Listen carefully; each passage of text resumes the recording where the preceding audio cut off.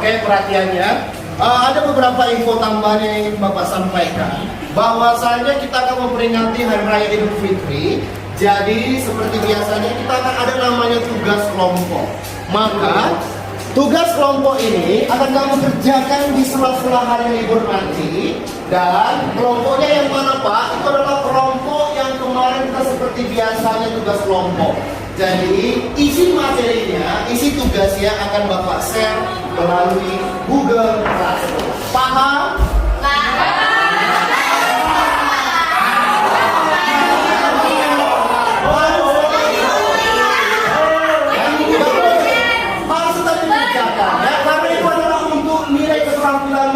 April.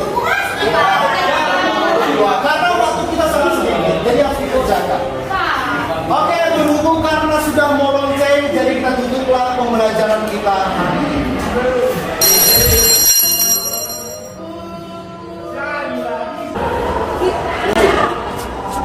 Ini kemarin ada ngechat barusan, dia ngajak kita kumpul sebentar, mau bicarain itu yang tugas barusan tadi dikasih sama Pak Nur.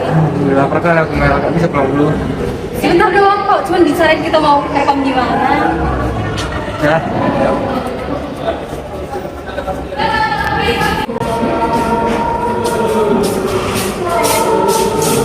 Hai. Jadi gini Wek, tadi kan Pak Ruli ada kasih kita tugas. Kebetulan waktu kita ada satu minggu nih. Gimana kalau kita besok udah mulai kerja ya? Kalau besok, kayak jam berapa gitu? Kayaknya kalau kerja bisa gak sih jam 8? Aku bisa sih besok, waktu. Ya? Kalau ya Kenapa? di basket besok, kamu janji lagi sama teman. Tapi di Wadeon, tugas kita kan bentar aja. Kan nggak banyak-banyak kali kan? Iya, dikit cuma.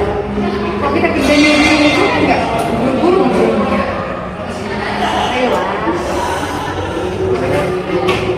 Bisa ya? Tapi besok jam 8 iya. Iya.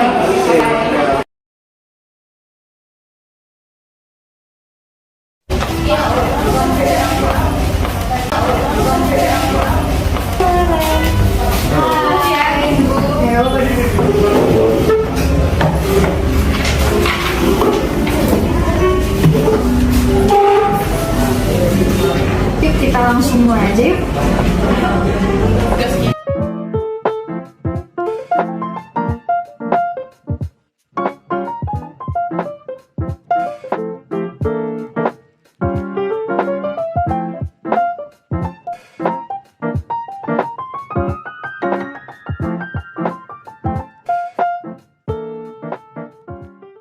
Ini maksudnya gimana ya? Emangnya hubungannya Pancasila dengan gotong royong itu ada? Coba kita research dulu.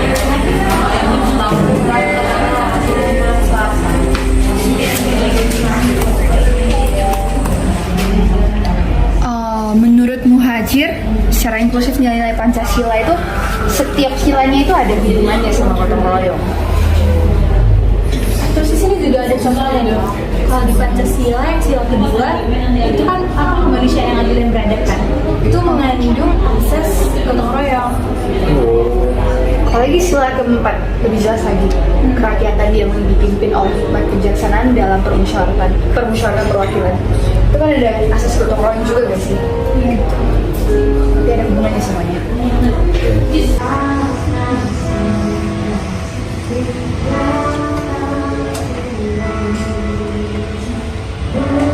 Udah jam segini, kok lama kali sih mereka datang?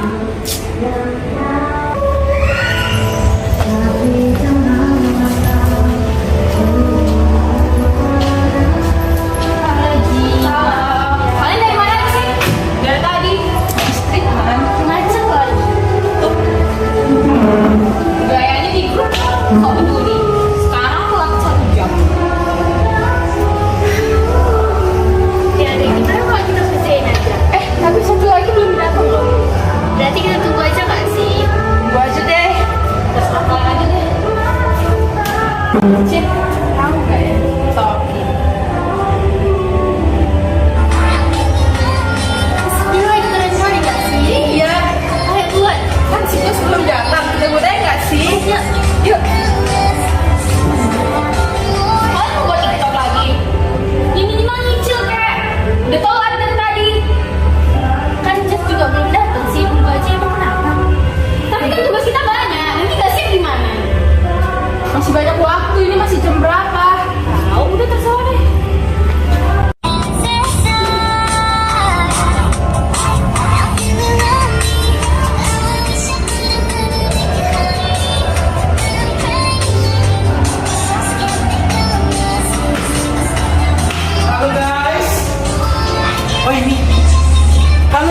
juga kau milih tempatnya sih? Dari mana aja Jos? Gak lihat udah telat 2 jam. Dari rumah. Kita kan janjian jam berapa? Kok baru datang sekarang sih? Ini masih jam 1 lagi. Dia mau jam 2 Jos. Dan mereka telat. Tapi malah tiktokan. Kenapa? Kan kau malah tiktokan. Kami nunggu kau. Iya, emang kenapa sih? Gak apa-apa, kan masih lama waktunya nih. Masih jam berapa? Kan kita janjian jam 11. Kenapa sih kalian? Ini masih jam 1 kali. Kalau misalnya kita kerja dari tadi tanpa kau mau udah siap kali. Tahu tuh. Ya ini kalian kan baru datang sih. Gimana cara siapnya kalau misalnya langsung ngerjain tadi? Aku juga ngerjain sendirian. Kalian tiktokan. Ya udah sih, kita kerjain aja deh. Kalian juga. Ya apa ini? Jadi kerjain. Dasar Jos. Oke, masuk. Udah siap kau mana? Ini sekarang udah kerjain. Ini apa? Cuma judul. Tahu kok cuma judul. Udah kita buat yuk. Ayo. Kita mau buat apa? Tentang gotong royong hubungannya itu apa sih sampai ke situ? Pancasila. Kau tahu sebenarnya jawabannya apa? Kami ngerti. Ya kalian dari tadi juga nggak tahu diskusi. Saya cuma makan. Tahu tuh. Daripada kalian. Kenapa kan? Ini kami datang langsung pegang laptop. Tahu tuh pegang laptop. Ngapain juga baru pegang laptop sekarang? Biar tanya Udah, sama kalian. kita kerjain. Gak usah kita dengerin dia. Kita kerjain. Tadi gotong royong Pancasila ya?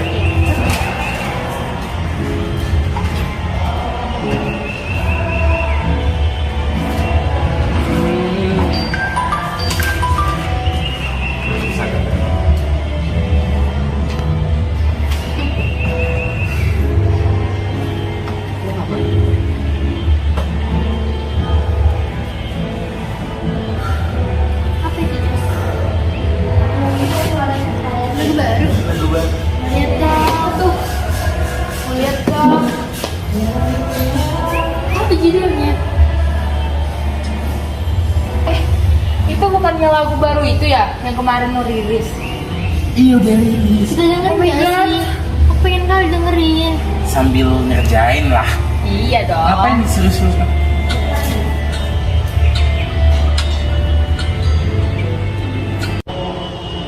Tahu juga nggak sih yang girl band itu enak juga kan?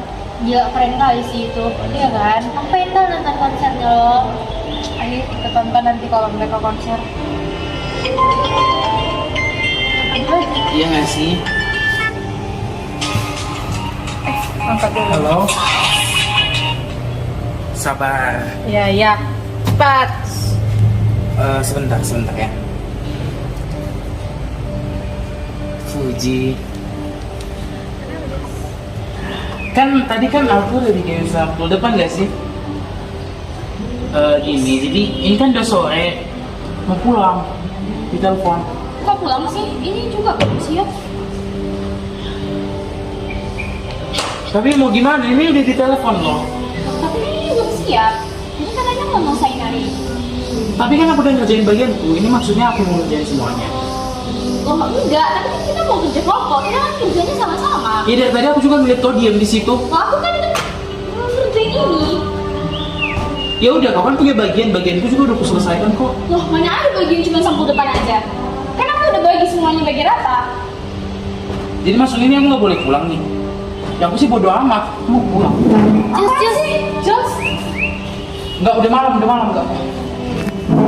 Aku kerja dia dulu ya sih. Jos udah pulang. Males banget gak sih kerjaan itu? Aja nggak sih? Dia alasannya apa ya? Jadi kita ada training lagi, nanti terlambat. Belum pernah nulis aja kasih. Sorry ya Ji, nggak bisa kami kerja sejak tadi. Jadi maaf ya.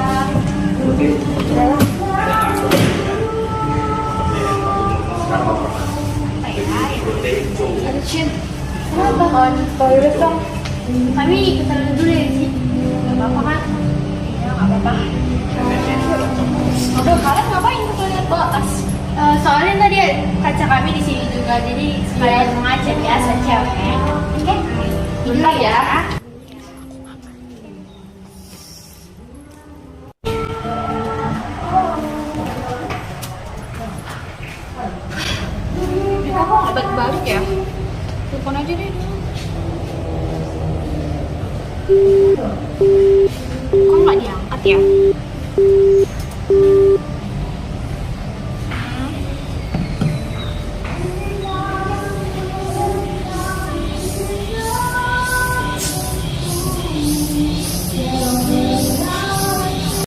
Akhirnya selesai.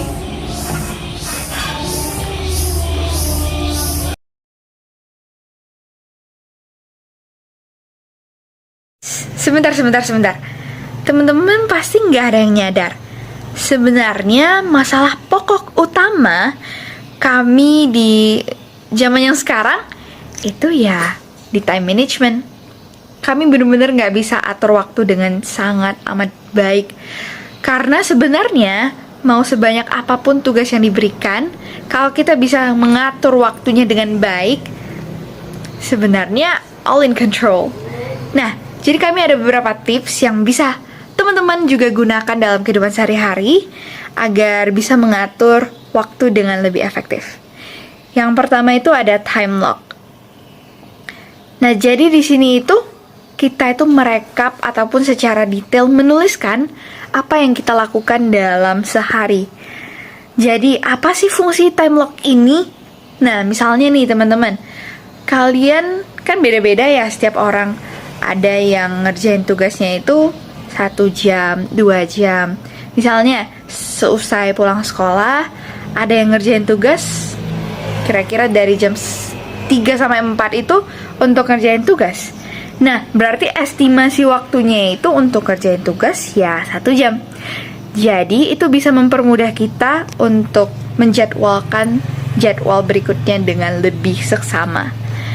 Dan satu hal yang harus kalian tahu, hal-hal seperti ini tuh nggak bisa kita mikir pakai otak karena itu nggak spesifik. Jangan terlalu percaya kepada otak kita too much.